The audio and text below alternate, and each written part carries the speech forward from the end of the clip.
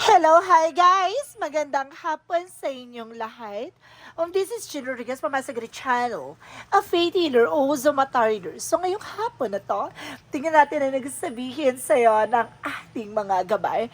So this is a weekly gabay for the month of February 2 hanggang February 8 for the sign of Pisces. So, Pisces, welcome sa my channel.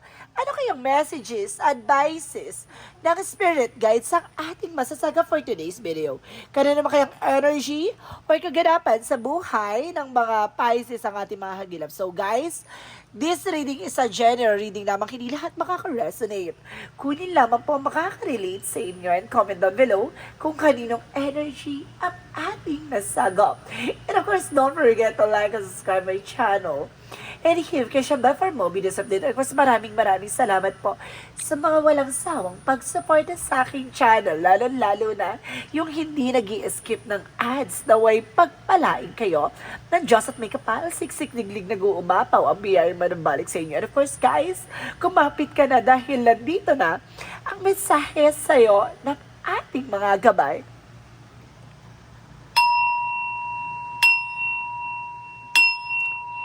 So, angels messages, give me an information. So, ano kaya gusto sabihin sa'yo ng ating mga baraha? So, there's a Knight of Pentacles, security. So, ibig sabihin maging secure ka about sa finances and being practicality, you know? Kumbaga, pagdating sa ako namang grounds mo or even sa mga takbo ng negosyo o hanap buhay mo or pinagkukuha mo ng finances, kailangan mo maging secure and of course protected. Protected, no? And kasi sinasabi dito with the Queen of Pentacles, so, oh my God, there's a feminine and masculine energy or some of you guys na parehas kayo ng mindset ng person mo. Para sa atake ng inyong isipan, no? Utak nyong dalawa ay parehas, ay isa. Andaray. And because there is a Queen of Cups, magkakaroon kayo ng healing, no? And of course, sinasabi dito, magkakaroon ka ng kagalingan sa lahat ng kaaspeto. And because there's a Hermit card, there's a spirituality. Maglilinaw about sa spiritual. So, ibig sabihin dito, kumbaga bigyang daan ng kumbaga ating Panginoon para na sa ganon, kumbaga bigyan ka ng magandang takbo ng buhay mo, no? Kumbaga manalig at maniwala at manampalataya. Additional messages. So there's a 5 of Wands. So there's a competitor competition. So some of you there's a complication. So some of you guys, no, may nagbibigay complication sa'yo or komplikado. And because there's a King of Sword, there's a mental clarity. So, may mga bagay na matatauhan ka na this time. So, kumbaga maliliwanagan ka with, kumbaga emotional, practical, spiritual, or something. So, ibig sabihin dito, matatauhan na matutuklasan mo na. So, what is the King of Pentacles? So, there's a High Priestess. So, ibig sabihin dito, there's a lot of unexpected moment or something, and illusions, and of course, imagination or something like that. And of course, sinasabi dito guys na, kumbaga, marami din nakatagong inggitera or marami din taong kumbaga, sumisira or naninira sa iyo. At the same time, there's hidden enemies and hidden agenda, no? So, let's see what is the Queen of Pentacles. So, there's an Eight of Pentacles. So, there's a focus. Mag-focus ka sa negosyo, hanap buhay mo. No? Then, makadapat sa mga taong walang ambag sa buhay mo. So, let's see what is the Queen of Cups. A Queen of Cups, there's a Two of Swords, Two of Swords, there's a decision. No, kumbaga kailangan mo magdesisyon, di ba? Let go, and then So, let's see what is the Hermit card. And because guys, there's an Emperor. Be mature and not being grounded. No, maging mature ka sa lahat ng mga decision mo. At maging mature ka sa kung ano man yung pinanghahawakan mo, no? And guys, may ugat daw to ng pinanggagalingan, ha? Parang may nasa-sense ako dito. Kumbaga, mayroong or something na kumbaga may mamanahin ka nakakayanan sa iyong mga ninuno. And because there's a Two of Pentacles, so there's a balance. Magiging balance ito. And because there's a Magician, so there's a manifestation. May mga bagay na unti-unti ka manifest and you have the power. No? And because parang sinasabi dito, i-enhance mo tong power na to. Okay, so let's see what is the King of Pentacles and the High Priestess.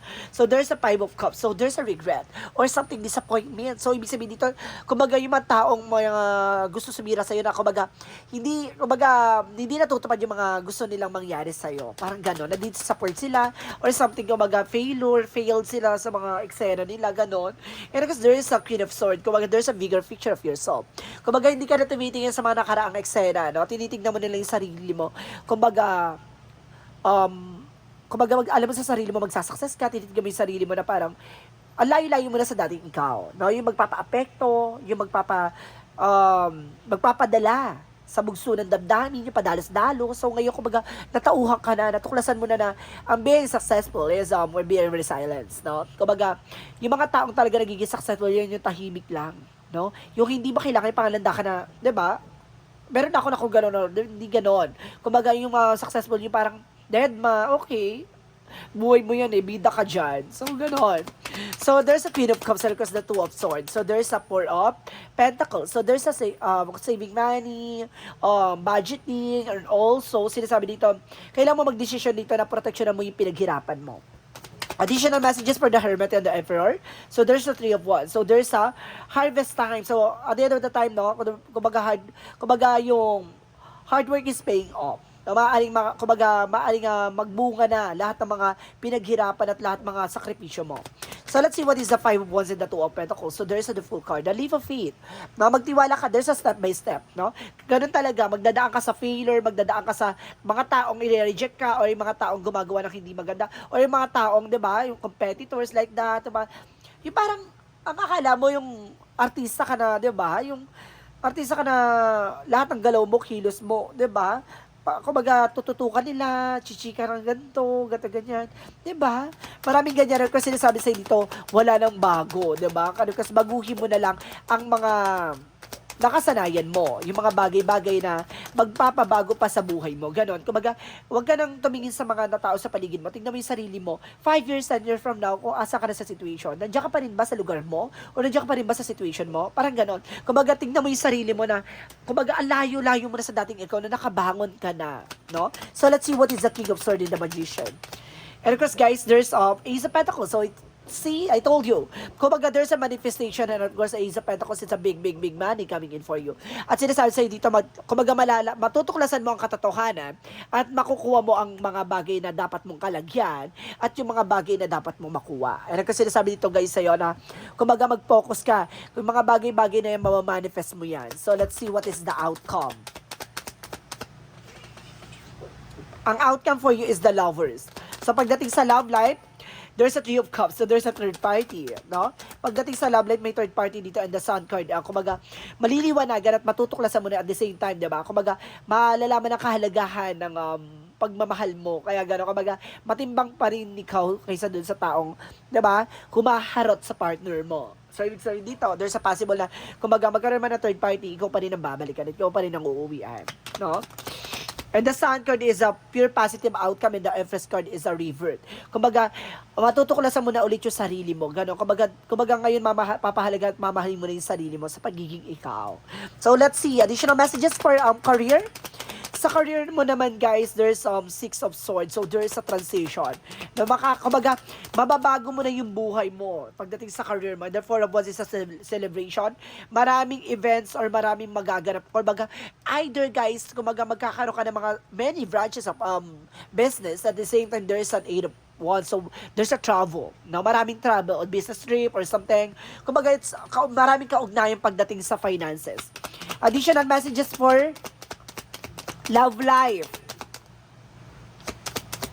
For love life, so there's a possible the Ace of Wands is a new beginning. Kumbaga, there's a spark. Diba? Iba yung kinang mo eh. And of course, there's a Seven of Pentacles. So, ba harvest time. At the end of the time, diba? Sa lahat ng sakripisyo mo sa taong minamahal mo, ikaw pa rin yung, diba? Mananalo sa laban na to. And of course, the Page of Wands is a good news. Kumbaga, diba, magkakaroon ka ng mga bagong ideas, alam mo na kung paano mo makokontrol, alam mo na kung paano ka, diba, yung position at the same time, diba, kung alam mo na itong tao na to, kung magaganto yung atake dapat para, diba, habol-habulin at mahalin ka, at yapus-yapusin ka, ay, ganon. So, let's see, additional messages for health. So, there's a King of Wands. So, there's a control. Marami kang dapat kontrolin sa mga pagkain, sa iniinom mo. Kasi, kumbaga, hindi na siya nakakabuti sa'yo. So, ibig sabihin, kontrolin mo lang daw. And of course, there's a wish fulfillment. So, ibig sabihin, matutupad yung mga pangarap mo. Kumbaga, pagdating sa health lang, kumbaga, there's an information, may mga bagay na kailangan mong maghinay-hinay. Huwag masyadong sumobra. Diba? Ganun mo talaga, lahat naman ng mga sobra ay nakakasama. So, let's see what is the magical fairy messages.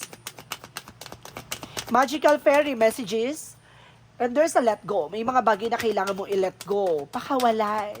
Unfold it naturally. And kasi sabi, as you surrender, the need to control, you release energy rapidly and attract your desires. Diba? The more na, kumbaga nilelet go mo, the more na yung mga pangarap mo matutupad. Diba? The more kasi na hindi ka greedy na makuha yung isang bagay na yan, the more ibibigay sa'yo. Pero the more na parang gustong-gusto mo makuha, maraming mga obstacles, failure, and challenges na magaganap sa'yo. Kaya, kumbaga, wag mong pilitin. Kasi may mga bagay na, kumbaga, the more na pinipilit natin, the more natin hindi nakukuha. So, ibig sabihin dito, kumbaga, parang ano lang yan eh, parang, ano lang yan, the more na parang hinaharangan mo o pinipigilan mo, the more na naglolo ko sa'yo. Ganon. Kumbaga, pakawalan mo, dead maka dapat. Diba? Diyan mo makikita kung maglolo ko siya o hindi. So, let's see what is the yin and yang oracle card.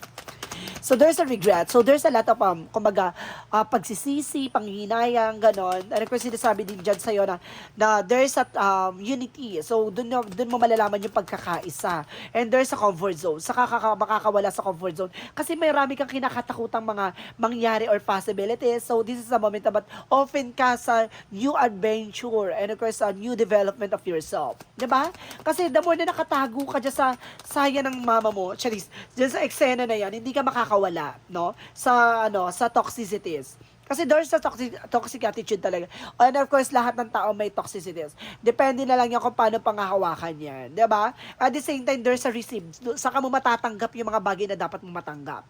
Diba? So, let's see what is the chakra messages. For the chakra messages, angel spirit guides, give me an information. So, there's a guilt, no? May mga nagagalit sa'yo, may mga kinagagalitan ka or something, or either talaga marami nagagalit behind your back. And there's a vanity, no? Kung umiwas ka sa mga walang kabuluhang bagay, yung mga chika-chika o chismis ng iba. No? Una sa lahat, yan yon. And of course, sa mga alak, sa mga sigarilyo or something, kumbaga, yung mga bagay na kailangan mong iwasan mo. Yung alam mong hindi nakakabuti sa'yo. And there's a regret. Alam mo nyo guys, there's a lot of regret dito. Regret. This is the regret cards. This is the regret. And of course, there's an information by regret then. See? Regret.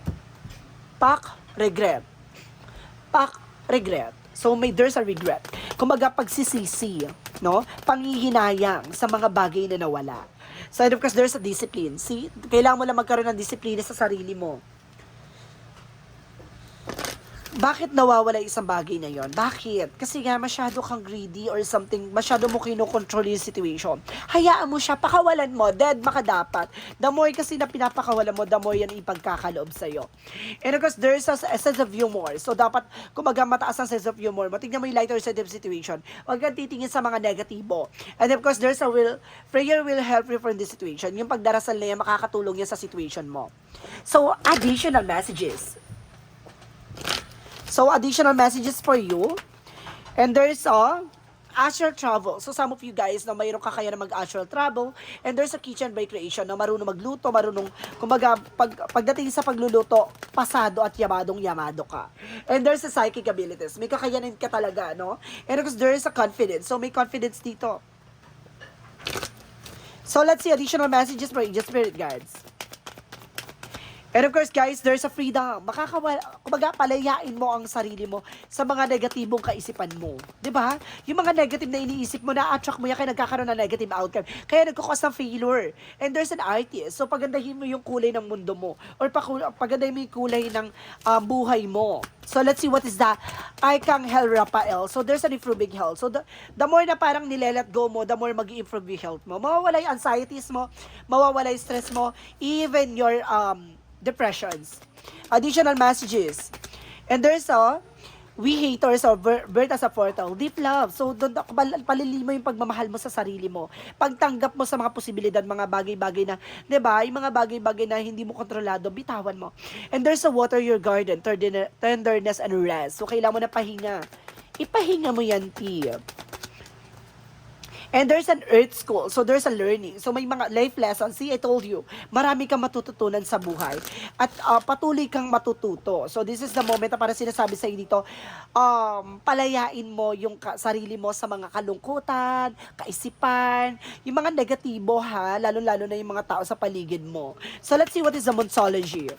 There is a confidence is your key to success, no? Ibalik mo ang alindog mo, ibalik mo yung sarili mo, parang pagmamahal mo sa sarili mo at pagtanggap mo sa sarili mo. At the same time, for Motology is your dreams na the practical plan. Sa kailangan mo ng practical na plano, no?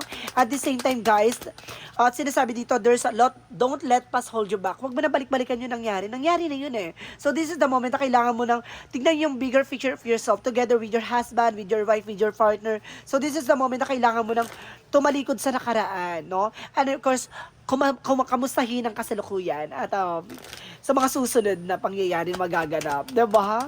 And of course, the energy is action. So, kailangan mo mag-take ng action, diba? And of course, there is a contracts.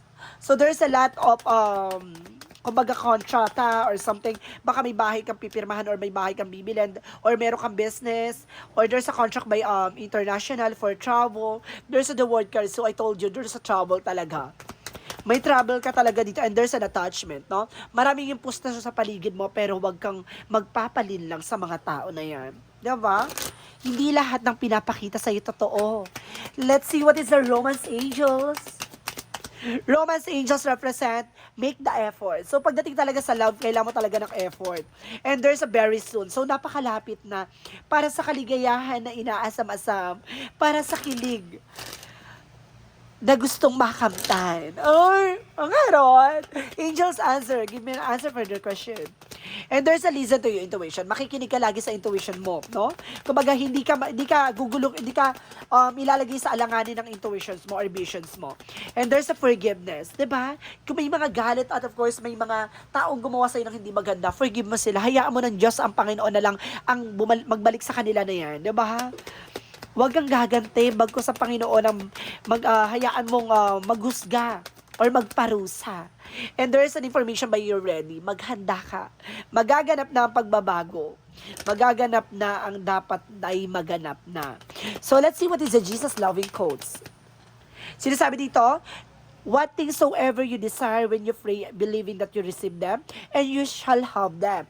So, ibig sabihin dito, lahat daw ng mga bagay na pinagdadasal mo, at lahat daw ng mga bagay na hinahangad mo, at lahat daw ng mga bagay na pinagnanasahan mo na gusto mo makuha, at sinasabi sa'yo dito, maniwala ka lang makukuha mo at makakamtan mo yan.